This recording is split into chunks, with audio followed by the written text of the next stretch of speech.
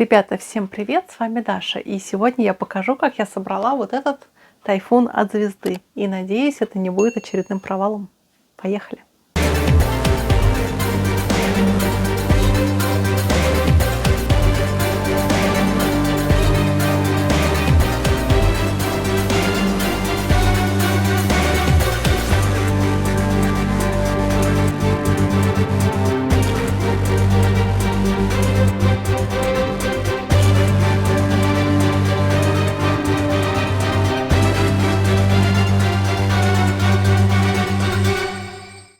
Именно этот тайфун будет собран почти без доработок.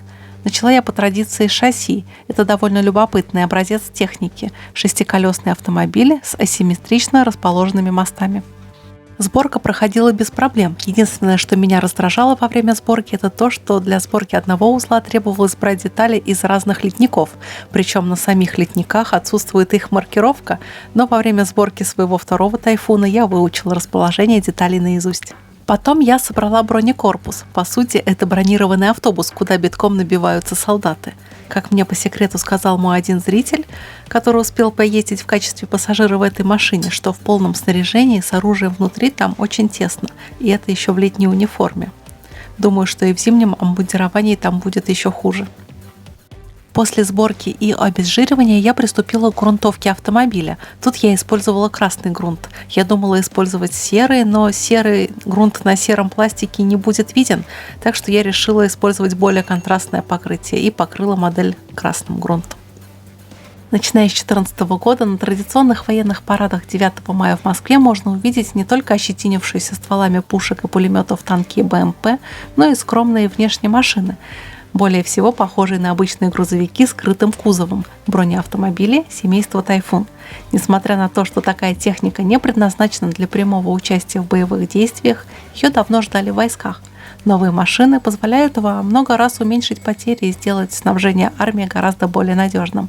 Пока что количество «Тайфунов» остается относительно небольшим, но в ближайшие годы оно будет увеличиваться, поскольку некоторые модификации уже производят серийно. Как известно, все армии мира используют автомобильный транспорт. С его помощью осуществляется снабжение войск, перевозка личного состава, эвакуация раненых, буксировка артиллерии. Перечень задач очень велик. При этом долгое время военные грузовики отличались от гражданских в основном только повышенной проходимостью и камуфляжной окраской. Черным акрилом от АК я покрыла ходовую часть. Мне нравится этот оттенок, и именно им я часто покрываю ходовые части автомобилей. Меж тем, современные боевые действия зачастую ведутся в условиях отсутствия линии фронта, а противник использует не регулярную армию, а небольшие группы хорошо мотивированных бойцов, которые нападают в первую очередь на линии коммуникации. Таким образом, под удар попадают не танки или БМП, а в первую очередь транспортные средства. Далее я делаю пришейдинг черной акриловой краской от Pacific. Кстати, такую краску можно купить в интернет-магазине «Я моделист».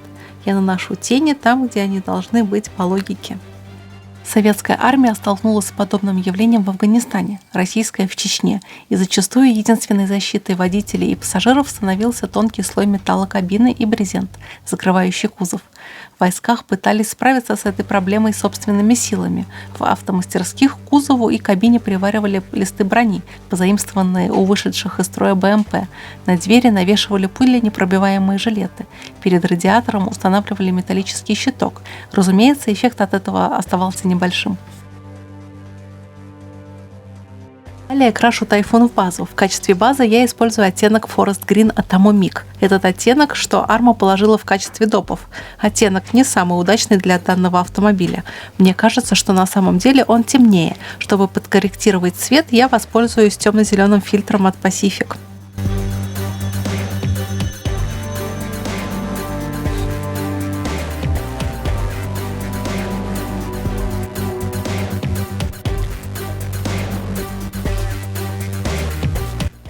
Добавлю немного желтого в базовый цвет и сделаю вертикальные панели немного интереснее. Нарисую светлым оттенком как бы градиент. Сымитирую плавное падение цвета на боковые панели. Шейдером от Amo нарисую тени. Шейдер — это по сути жидкая акриловая темная краска. В принципе, эффект от его применения мне очень понравился, и скорее всего я часто буду использовать эту химию при работе над своими последующими моделями. В 2010 году Российское Министерство обороны официально определило направление для развития военной и автомобильной техники на период до 2020 года. Предусматривалось, в частности, создание унифицированных бронемашин для перевозки войск. Первый макет такого автомобиля продемонстрировали высшему политическому руководству страны уже в октябре того же 2010 года. Перед последующими манипуляциями с моделью я покрою ее глянцевым лаком.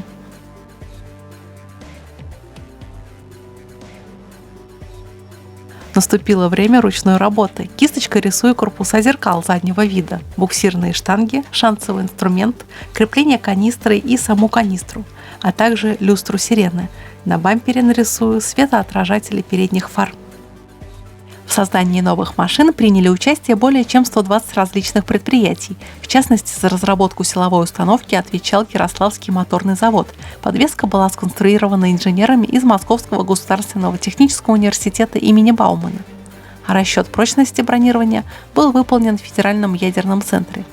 Сами же и автомобили создавались параллельно на Камском и Уральском автомобильных заводах. Бронеавтомобили семейства «Тайфун» предназначены в первую очередь для транспортировки личного состава, как в зоне боевых действий, так и в районах, непосредственно примыкающих к ней, а также на территории, где могут присутствовать диверсионные группы или банды террористов. Эти машины являются многофункциональными и могут применяться также и с другими целями. Кроме того, такие бронеавтомобили могут при необходимости выполнять конвойные функции при сопровождении менее защищенных транспортных средств, причем допускается перемещение со значительной скоростью. Сухой кистью выделяю рельеф «Тайфуна». Я смешиваю базовый цвет с желтым и сухой широкой кистью прохожусь по многочисленным выступающим элементам экстерьера «Тайфуна». Как и гражданские КАМАЗы, эта машина сделана бескапотной, двигатель расположен за бронированной кабиной экипажа и защищен специальным кожухом. Кузов для транспортировки грузов или перевозки десанта представляет собой отдельный модуль. По его бортам имеются бойницы для ведения огня из личного оружия. Следует также учитывать, что «Тайфун К» бронеавтомобиль многоцелевой, а это предполагает, что десантное отделение может быть заменено другим видом модуля.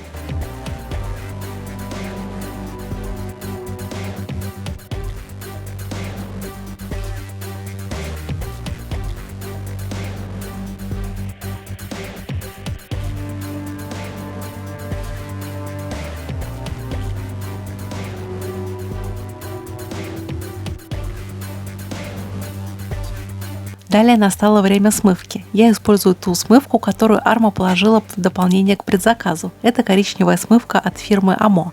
Она в целом неплоха. В принципе, нормальная по качеству и цвету смывка. И именно коричневый цвет идеально подходит к защитным машинам.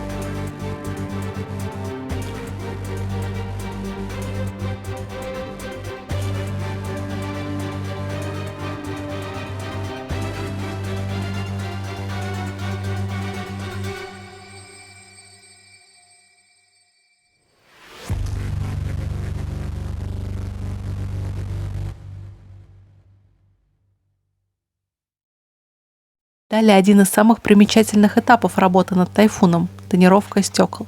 Да, стекла у многих современных отечественных бронированных машин тонируются характерным зеленым цветом. И я знаю, что только некрасивые мальчики прячутся за тонировкой. Я вначале попробовала ту жидкость, которую Арма положила для этих целей, но результат ее применения мне кажется неудовлетворительным, и поэтому я взяла знакомые мне краски по стеклу. Они такие же полупрозрачные, и результат мне кажется более убедительным. Еще для этих целей выпускаются специальные тонировочные пленки, но если они заранее не нарезаны на сегменты стекол, то работать с ними довольно сложно. Плюс велик риск возникновения пузырей, так что использование краски по стеклу мне кажется на данный момент оптимальным выбором. Теперь мой любимый прием – масляные точки. Ими я делаю разнообразие в монотонной зеленой окраске и имитирую воздействие погоды на боевую машину. Этот прием я подробно показываю во многих моих видео. Тут принцип остается классическим. Ближе к низу машины использую темные оттенки, ближе к верху – светлые.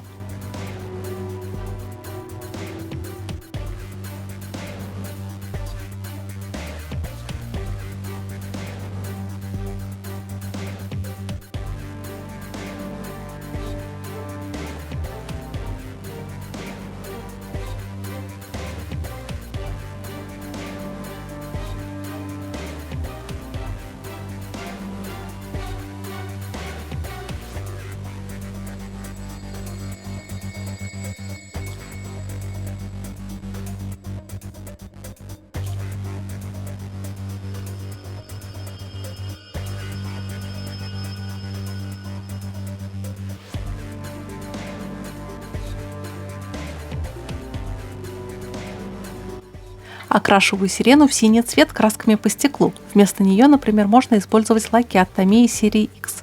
Мне кажется, это вообще одно и то же. Я совсем забыла окрасить буксировочные проушины в защитный цвет, и надо это исправить. Белой масляной краской методом сухая кисть еще больше углубляю рельеф, особенно это касается черной рамы. Также этот прием использую и на самом корпусе машины.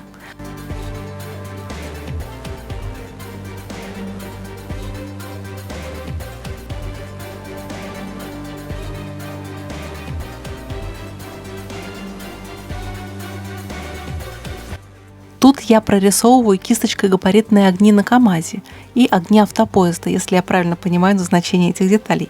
Видимо, к КАМАЗу можно прицепить и прицеп, прям как к его гражданскому собрату.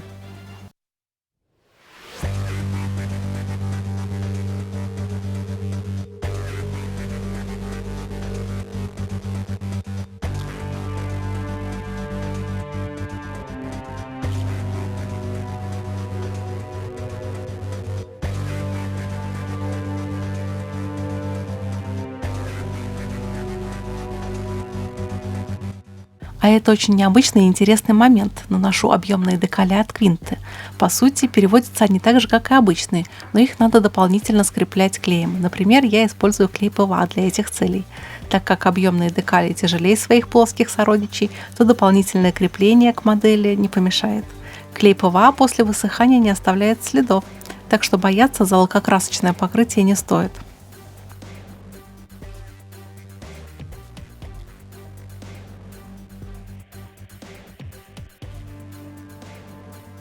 Теперь грязюка. Так как мне не нравятся искоробочные покрышки от Звезды, уж очень неестественный у них блеск, и красить резину мне не захотелось, лучшим решением было их загрязнить. Использовать я буду специальную жидкость от Омо. Мне очень нравится ее цвет, такой как бы глиняный оттенок. Выглядит очень натурально. Я наношу ее при помощи воздуха из аэрографа и широкой старой кисти методом брызг. Только будьте осторожны, полное засыхание этой жижи более суток и зависит только от толщины слоя.